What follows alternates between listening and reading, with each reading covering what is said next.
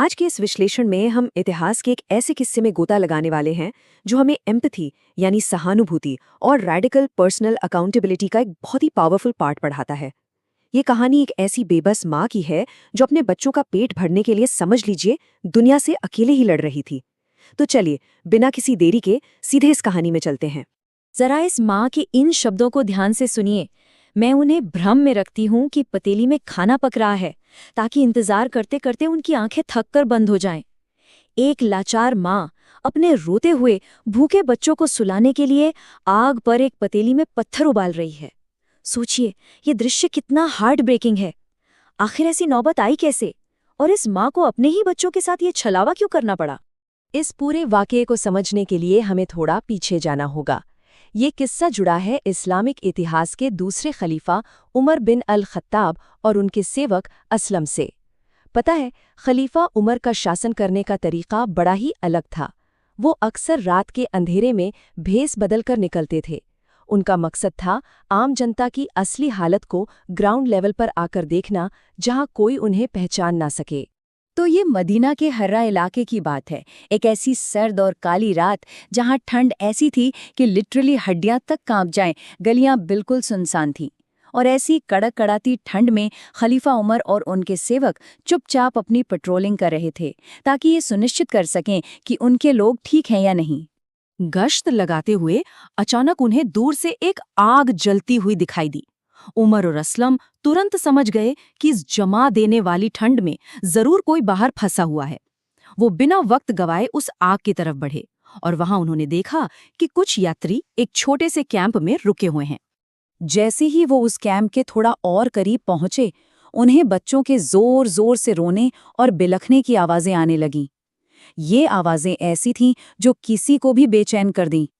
उमर ने आग के पास बैठी उस औरत से इजाजत ली और सीधे पूछा, इन बच्चों के साथ आखिर क्या मसला है, ये इस तरह क्यों रो रहे हैं?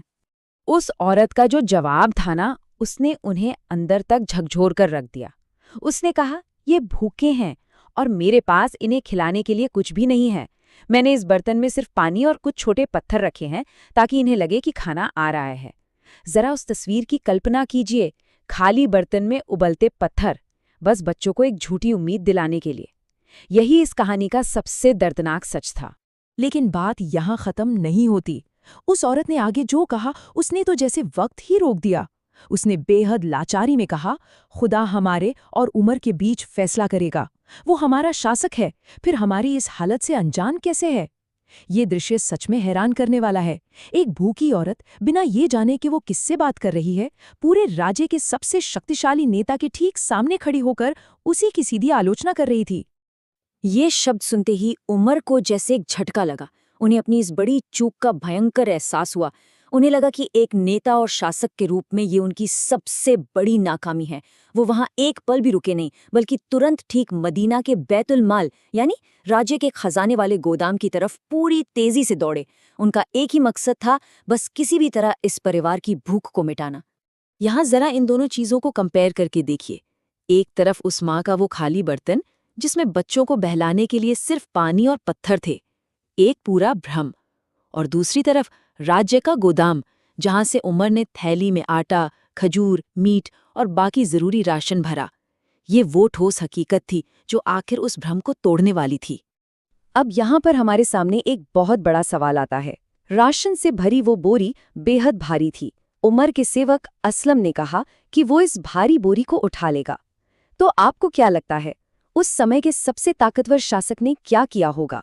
क्या उन्होंने एक आम नेता की तरह चैरिटी का ये फिजिकल काम अपने सेवक पर डाल दिया? उनका जवाब इस पूरे विश्लेषण का सबसे बड़ा और गहरा सबक है। उमर ने अपना बोझ सेवक को देने से सख्त इनकार कर दिया और कहा, क्या क़यामत के दिन तुम मेरा नैतिक बोझ उठाओगे? मुझे अपना बोझ खुद उठाना होगा। यही है वो रैडिकल पर्सनल अकाउंटेबिलिटी जिसका मैंने शुरू में जिक्र किया था। उन्होंने अपनी पावर का इस्तेमाल करके अपनी जिम्मेदारी का वजन किसी और पर डालने से साफ मना कर दिया। इसके बाद क्या था, उमर ने उस भारी बोरी को अपने कंधों पर उठाया और लगातार तेजी से भागते हुए वापस उस औरत के कैंप तक पहुंचे। उस आधी रात में बिना एक भी पल गंवाए उनका सिर्फ एक ही लक्ष्य था, उस परिवार की भूख और तकलीफ को तुरंत दूर करना। उनकी इस नैतिक जिम्मेदारी को आप इन स्टेप से समझ सकते हैं। सबसे पहले बोरी उन्होंने खुद उठाई, फिर खाना पकाने के लिए उन्होंने आग में खुद फूंक मारी और इतिहास बताता है कि धुआं उनकी घनी दाढ़ी के आर पार हो रहा था। तीसरा, बच्चों का मुंह न जले इसलिए उन्होंने खाने को खुद ठंडा किया। और चौथा स्टेप, वो तब तक वहां चुपचाप बैठे रहे जब तक वो रोते हुए बच्चे खाना खाकर बिल्कुल सुकून से सो नहीं गए। जब पेट भरा तो उस माँ की प्रतिक्रिया बेहद मार्मिक थी। वो अभी भी इस बात से अनजान थी कि उसने किस शख्स के हाथ का बना खाना खाया है। उसने खुश होकर कहा, खुदा तुम्हें बरकत दे। सच कहूं तो उमर की जगह तुम्हें खलीफा होना चाहिए। इस गहरी बात पर उस अनजान व्यक्ति यानी उमर ने सिर्फ मुस्कुराकर इतना कहा कि कल सुबह अमीर के पास आना, मैं तुम्हें वहां मिलूंगा। तो इस ऐतिहासिक किस्से से अब थोड़ा आगे बढ़ते हैं और देखते हैं कि आज के इस आधुनिक दौर ने हम इससे क्या सीख सकते हैं। आखिरकार करुणा और जिम्मेदारी का ये सदियों पुराना उदाहरण आज हमारे समाज के लिए उतना ही जरूरी क्यों है? इन नैतिक पाठों को समझना आज भी बहुत जरूरी है। पहला, जो लोग कमजोर हैं उनके लिए हमें व्यक्तिगत लेवल पर जिम्मेदारी लेनी पड़ेगी। दूसरा, चैरिटी का नैतिक बोझ कभी दूसरों पर ट्रांसफर मत कीजिए।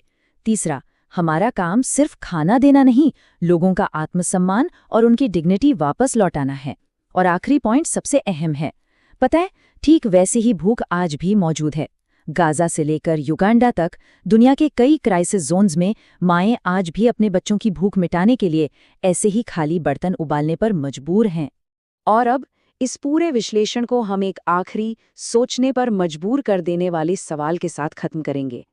जब हमारे आसपास के समाज में, हमारी खुद की कम्युनिटीज में दुख और तकलीफ दिखाई देती है, तो वो बोझ उठाने का फैसला आखिर कौन करेगा? क्या हम में उस बोझ को खुद उठाने की हिम्मत है? ये सवाल आप सभी को खुद से जरूर पूछना चाहिए। आज की इस चर्चा में हमारे साथ जुड़ने के लिए बहुत बहुत धन्यवाद। मुझे उम्मीद है इस ऐतिहासिक कहानी ने हमें नैतिकता और सहानुभूति का एक नया पर्सपेक्टिव जरूर दिया होगा।